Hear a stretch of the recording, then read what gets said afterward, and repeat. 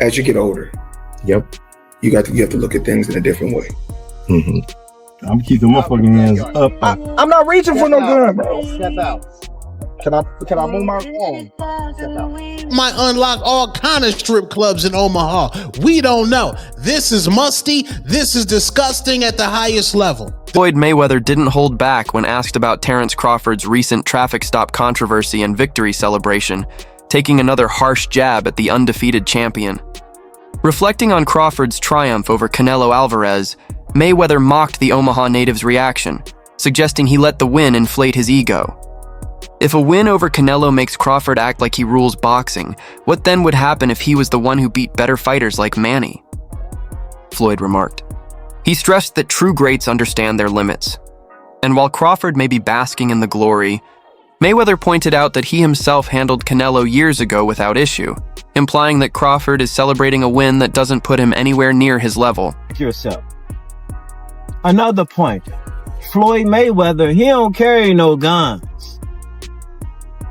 Floyd don't carry guns. Floyd Mayweather's criticism of Terence Crawford extended beyond the ring, as he also addressed Crawford's recent run-in with Omaha police. Calling the situation unfortunate and embarrassing, Floyd suggested that instead of being caught up in negative headlines, Crawford should have been spending time with his family and celebrating his historic achievement. In Mayweather's view, a true champion not only proves himself inside the ring, but also carries himself with composure and responsibility outside of it. Comparisons between Terence Crawford and Floyd Mayweather. We've even had the conversation to go as far as who would win in the fight between Terence and Floyd, and I truly don't know the answer to that question. I do. You do? Yes. Yeah. Who will win that fight? Floyd. Floyd will win that Yes, fight. sir. I love you, Terence. Always figures it out. Yeah, he's a chess master. Yeah, his IQ in that shit is crazy. The headlines Floyd mentioned took shape early Sunday morning in downtown Omaha, just hours after the city had honored Terence Crawford with a massive parade celebrating his victory over Canelo Alvarez. Crawford, the centerpiece of the day's festivities, went from triumph to turmoil when the night took a dramatic turn. According to the Omaha Police Department, shortly before 1:30 a.m., officers observed a vehicle driving recklessly near North 12th Street and Capitol Avenue before initiating a stop on Cass Street. Inside the vehicle were 4 people, including Crawford and his head of security, Qasim Shabazz. Step out. Can I move my phone? Bug Crawford being harassed by cops and pulled over by the cops right after the parade. This is diabolical. Later that day, Omaha police released a statement giving their side of the story. According to them, while officers were speaking with the driver, one noticed a loaded firearm on the floorboard of the driver's side. For safety, all 4 passengers were ordered out of the car at gunpoint. After confirming IDs, the driver was identified as Terence Crawford, who was then cited for reckless driving. Police also acknowledged that firearms were found in the vehicle, but clarified that one belonged to a member of Crawford's security team, and that all occupants were legally permitted to carry weapons. Once they had stopped, Crawford was identified as the driver. According to police, officers observed a firearm on the floorboard on the driver's side. All 4 people, including members of Crawford's security team, were ordered out of the vehicle at gunpoint. I spoke with the head of Crawford's security this afternoon, who says he's still shaken up. Fans who had cheered Crawford at the parade only hours earlier were shocked to see him later in handcuffs on Cass Street. For many in Omaha, what was supposed to be a weekend of pride quickly turned into frustration. Some supporters felt the moment was stolen from the city, while critics accused Crawford of reckless driving and bad judgment. Local outlet KV even quoted an officer who claimed the firearm was noticed when Crawford reached down to retrieve his license and registration.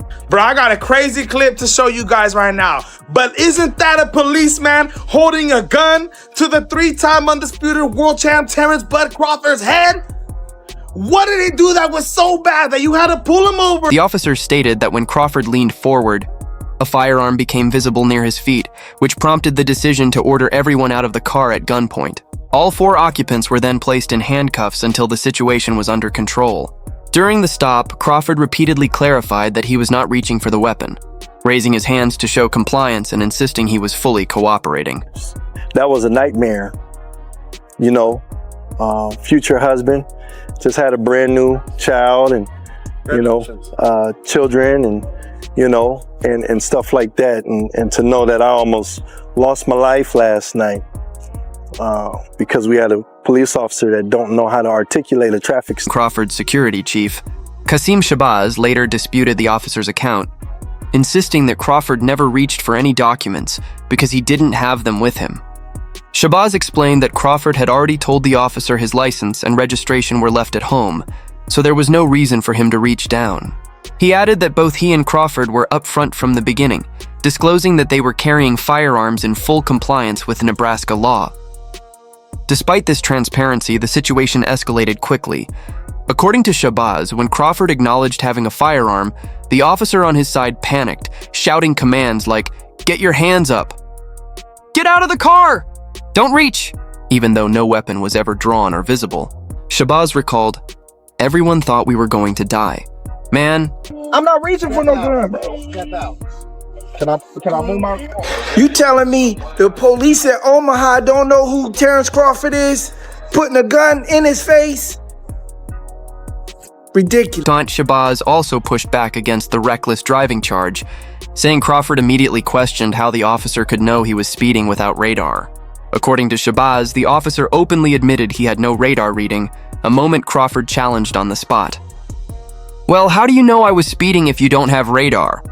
Crawford asked. Shabazz claims to have captured the exchange on video, including the officer stating on camera, "I cannot. I admit that I do not have radar." In Omaha, after receiving the keys to the city? Hey, yo, that cop gotta be some hater, bro. Hey, yo, that's like the NYPD holding Derek Jeter on gunpoint and arresting him after the Yankee championship parade in New York City, bro. It doesn't make sense. It wouldn't even happen, bro. It wouldn't even happen.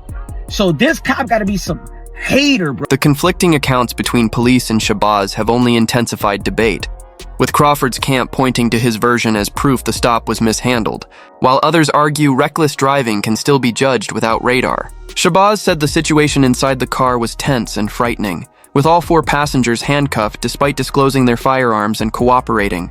He emphasized the escalation was unnecessary and avoidable. At Crawford's request, a police supervisor and lieutenant arrived on the scene to oversee the remainder of the stop before the reckless driving citation was ultimately issued. I think we should just let the man enjoy his great moment. He's a great fighter.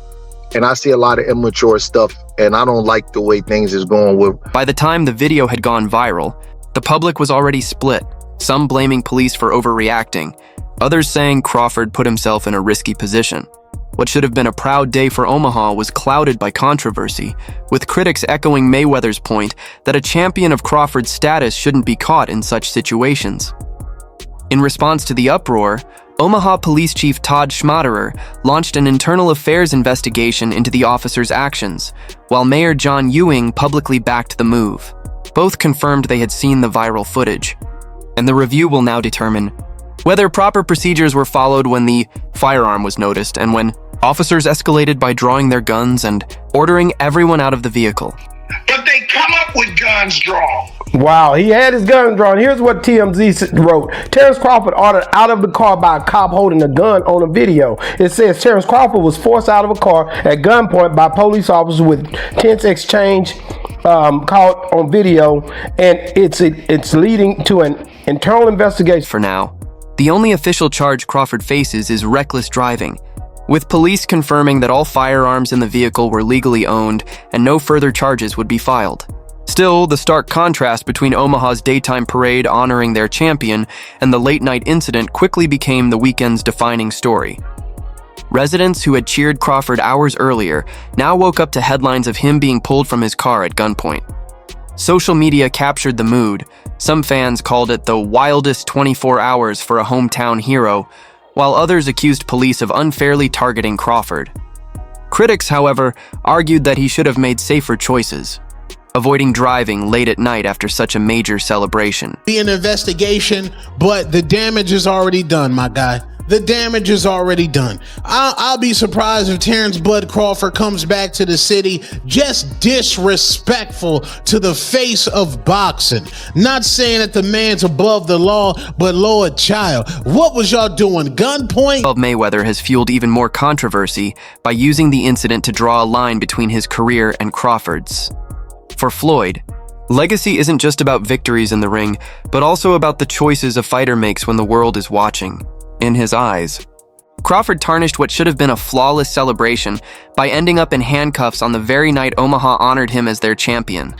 Mayweather, I thought, took on some pretty tough 154-pounders and it was in a young Canelo and a very tough Cotto who was punching very hard from 4 to 54. You know, remember Cotto had knocked out Delvin Rodriguez at 54. He'd still done some damage at 54, and I thought won a title at 60. Yeah, and I thought he knocked out Martinez at 60, and I thought he gave Mayweather a pretty good fight at 54. I don't know. Crawford's camp has remained tight-lipped, issuing only a brief statement through his spokeswoman that he had no comment for now. No follow-up has been made on the citation, the Omaha police reports, or Shabazz's version of events, leaving the internal affairs investigation as the only ongoing development. Meanwhile, the ticket remains in place. Yet while the silence continues from Crawford's side, the boxing world has hardly stayed quiet. With names as big as Floyd and Crawford in the mix, it's no surprise that legends, analysts, and promoters alike are weighing in with their takes, each adding more fuel to an already heated debate.